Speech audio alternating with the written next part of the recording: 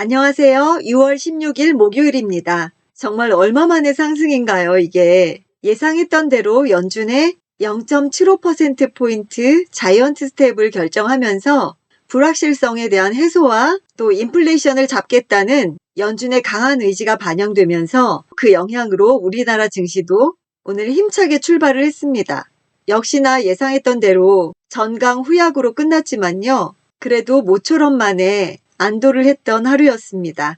한국 경제에서 어떤 앵커분이 비유를 하기를 축구에서 10대 0으로 지고 있다가 한 골 넣고 좋아하는 격이라고 표현을 했는데 정말 그 말이 딱 맞는 것 같습니다. 그 한 골이 정말 값지게 느껴진 하루였습니다. 지수 한번 살펴볼게요. 코스피, 코스닥, 선물 모두 소폭으로 상승을 했습니다. 장 초반에는 조금 강하게 이어졌었는데 뒤로 갈수록 많이 힘이 없어졌죠. 코스피 0.16% 상승해서 2451.41로 마감했고요. 코스닥은 0.34% 오른 802.15로 마감했습니다. 코스닥은 다시 800선 회복했네요. 선물은 0.06% 상승해서 321.6으로 마감했고요. 투자자 매매 동향을 보면요. 외국인이 모처럼 강한 매수세가 있었습니다. 코스피에서 외국인의 순매수, 개인과 기관의 순매도가 있었고요. 코스닥에서는 개인이 순매도, 외국인과 기관의 순매수가 있었습니다. 선물은 외국인이 강하게 매수해 주었고요. 개인과 기관이 매도했습니다. 특히나 개인의 매도가 많았네요. 원달러 환율을 보면요. 4.9원 내린 1285.6원으로 마감했고요. 오늘장 특징을 보면요. 미국의 연준이 기준금리 0.75% 인상하면서 28년 만에 최대폭이라고 합니다. 그렇지만 그동안 우려했던 FOMC의 불확실성이 해소되면서 나스닥이 2.5% 상승하는 등 미국 증시의 영향으로 우리나라 증시도 반등을 했습니다. 누리호 발사가 또 연기가 됐습니다. 기상 이상으로 하루 연기가 됐는데요. 어제 다시 산화제 탱크 센서 이상으로 인해서 23일까지 발사 재개가 불투명해졌습니다. 거기에 따라서 우주항공 업종이 전반적으로 투심이 위축되었고요.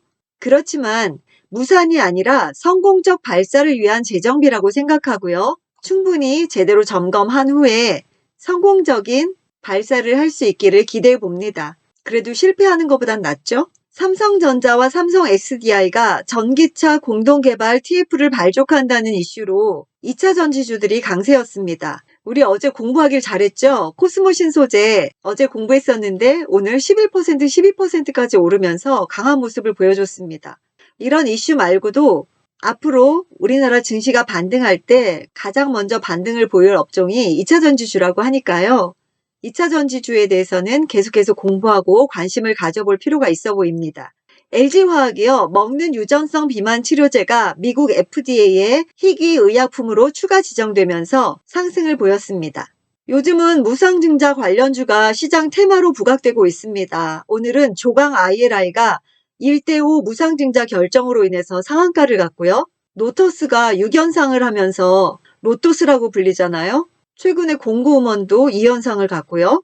요즘은 무상증자 한다고 하면 상한가로 직행을 하니까 너도 나도 무상증자를 발표하는 것 같습니다. 많은 기업들이 무상증자를 계획하고 또 발표했는데요. 무상증자가 이슈가 되다 보니까 어떤 종목은 0.005%의 무상증자를 한다고도 해요. 그게 무슨 의미가 있을지 모르겠지만 하여간 지금 우리 증시가 그렇게 흘러가고 있습니다. 그 중에서 100% 이상 무증을 하고 또 우리에게 익숙한 종목들 3종목 꼽아봤어요. CS 베어링은 기준일이 6월 21일이고요. 100% 무증을 합니다. 에코프로비엠은 6월 28일이 기준일이고 300%고요. 노바렉스는 8월 19일이 기준일 100% 무증을 합니다. 이 날짜들은 신주 배정 기준일이기 때문에요. 이 기준일 2거래일 전에 주식을 보유하고 있어야 무증에 참여를 할 수가 있습니다. 예를 들어서 에코프로비엠이 6월 28일이 기준일이잖아요. 그러면 2거래일 전인 26일까지 주식을 보유하고 있으면 참여를 할 수 있는데요. 26일이 일요일이에요. 그렇기 때문에 일요일 안 되고 토요일 안 되고 24일 금요일에 그날까지 주식을 보유하고 있어야 무증에 참여를 할 수가 있습니다. 샘표는요. 우크라 곡물 수확량이 절반으로 감소할 것이라는 전망으로 상한가를 갔습니다.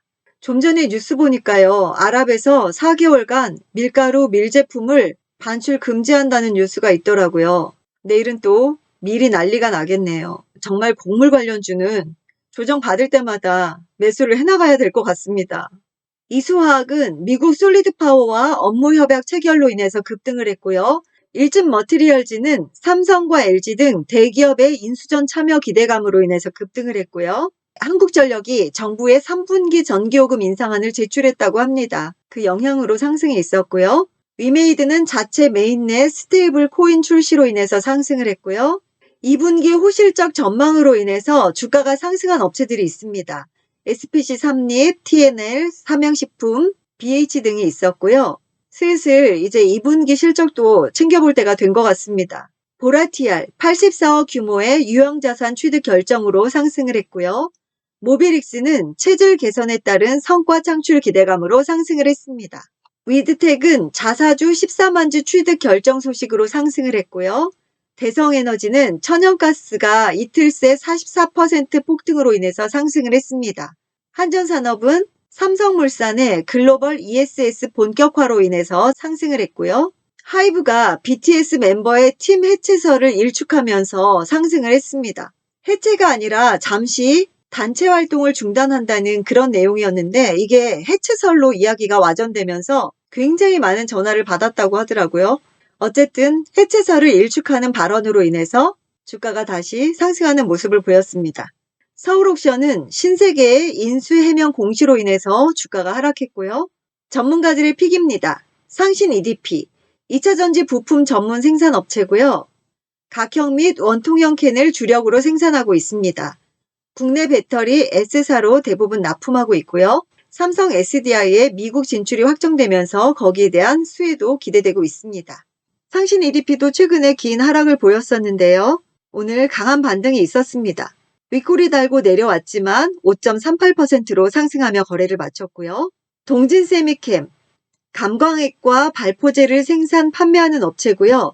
반도체 및 평판 디스플레이 등의 노광 공정에 사용되는 감광액과 건설 자재 및 자동차 내장재에 주로 사용되는 산업용 기초소재인 발포제 등을 생산, 판매하는 사업을 영위하고 있습니다. EUV PR 개발도 가시화가 되고 있고요. 3D 낸드 시장 점유율 1위를 차지하고 있습니다. 전자소재 개발 능력을 충분히 보유한 업체라고 하고요. 동진세미캠도 상승하는 듯 하다가 지금 하락하는 모습이었는데요. 오늘은 1.78% 상승하며 거래를 마쳤습니다. 기관이 3거래일 연속 들어오고 있고요. SM, 콘서트 재개와 기획상품 매출이 호조를 보이고 있습니다. 경쟁사 투심 악화에 따른 반사수혜가 기대되고 있고요. 하이브를 말하는 거겠죠? 주요 아티스트들의 활동이 본격화되고 있습니다. SM이 최근에 박스권의 모습을 보이고 있습니다. 오늘은 4%대로 거래를 마쳤고요. 기관의 수급이 좋습니다. 삼양식품, 국내 대표적인 라면 제조업체고요. 국내 최초의 원조 라면인 삼양라면을 포함한 불닭볶음면, 볶음짜짜로니, 간짬뽕, 나가사키 짬뽕, 쇠고기면, 맛있는 라면 등 면류와 짱구, 사또바, 별뽀빠이 등의 스낵류, 조미 소재류 및 유제품 등 다양한 식품을 생산, 판매하고 있습니다. 불닭볶음면은 국내뿐 아니라 해외에서도 인기라고 하죠. 독보적인 입지를 구축하고 있습니다. 수출용 라면 생산 공장 가동에 대한 기대가 있고요. 삼양식품도 최근에 박스권의 모습을 보이고 있습니다. 오늘 주가 흐름 좋았는데 윗꼬리 달면서 5.25%로 거래를 마쳤습니다.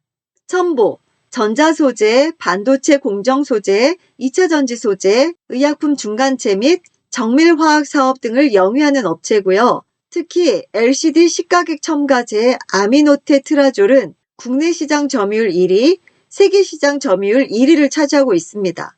2차전지 소재의 경우 SN, DPM 및 AN 등의 다양한 리튬 2차전지 전해액 첨가제를 생산하고 있으며 2016년 말에 중대형 리튬 전지용 전해질인 LIFSI를 세계 최초로 상용화 공장을 가동하고 있습니다. 첨보가 2차전지 소재 중에서 전해질 전해액 쪽에서 굉장히 독보적인 업체인데 주가 흐름은 약한 모습을 보이고 있습니다. 그래도 오늘은 장 초반에 대장의 역할을 하면서 강하게 출발을 했습니다. 윗꼬리 달고 내려오긴 했지만 4.65%로 거래를 마쳤습니다. 기관이 3거래일 연속 들어오고 있고요. 목표 주가 상향 리포트입니다. 오늘은 하나밖에 없네요. 한정 KPS, Long Time No See. 오랜만이야. 국내 신규 원전 추진까지 더해진다면, 공기업 경영평가 방식도 재편된다면 목표가는 5만원으로 상향했고요. 한정 KPS도 최근에 주가 흐름은 좋지 못합니다. 오늘은 강보합으로 거래를 마쳤고요. 그렇지만 기관의 수급은 꾸준합니다. 계속 들어오고 있죠? 내일장 전략입니다. 오늘 국내 증시의 반등은 1차 기술적 반등으로 판단하고 있고요. 미국 연준이 6월 자이언트 스텝에 이어서 앞으로도 추가적으로 금리 인상을 지속적으로 예고한 만큼 불확실성은 계속해서 존재한다고 생각을 합니다. 아직은 안심할 단계는 아니고 항상 변동성에 주의하면서 매매를 해야 될 것 같습니다. 오늘 역시 상반된 전략을 제시해 주었는데요. 지수 반등 시 현금 비중을 확대하자, 이런 의견과 아니다, 지금은 좋은 종목에 집중해서 과감한 선택을 하자, 이런 의견이 엇갈렸습니다. 여러분의 생각은 어떠세요? 저는 종목에 따라 다르게 대응을 해야 된다고 생각을 합니다. 저는 종목이 정말 다이소처럼 많아요. 굉장히 많은 종목이 있는데 섹터별로 있어요. 웬만한 섹터는 다 가지고 있어서 제 보유 종목만 보면 어떤 섹터가 움직이고 있는지 그게 한눈에 보이거든요. 근데 오늘 반등을 할 때 가장 빨리 수익권에 올라온 종목은 역시나 2차전지였습니다. 그래서 고민을 많이 했어요. 반등 시마다 현금 확보를 하라고 하는데 2차전지를 팔아야 할까? 근데 그건 아닌 것 같다라는 생각이 드는 거죠. 다른 종목들이 빨리 올라와야 본전에라도 매도를 할 텐데 다른 종목들은 아직도 멀었고 올라오는 종목들은 주로 2차전지입니다. 당분간은 아직까진 인내심이 더 필요해 보이고요. 지난번 FOMC의 경험을 살려보면 FOMC 발표를 하고 나서는 불확실성 해소로 인해서 반짝 상승을 했었습니다. 그리고 그 다음날 생각해보니 이건 아니야. 앞으로가 더 중요해. 앞으로가 더 불안해. 이런 심리가 작용하면서 그 다음날 다시 하락을 했었죠. 내일 역시 어떻게 될지 모르고 불안한 증시는 당분간 계속될 것 같습니다. 조금은 냉정하게 바라보고 이성적인 판단을 할 수 있도록 노력하자고요. 오늘 하루도 수고 많으셨고요. 영상 봐주셔서 감사합니다. 내일 만나요. 안녕.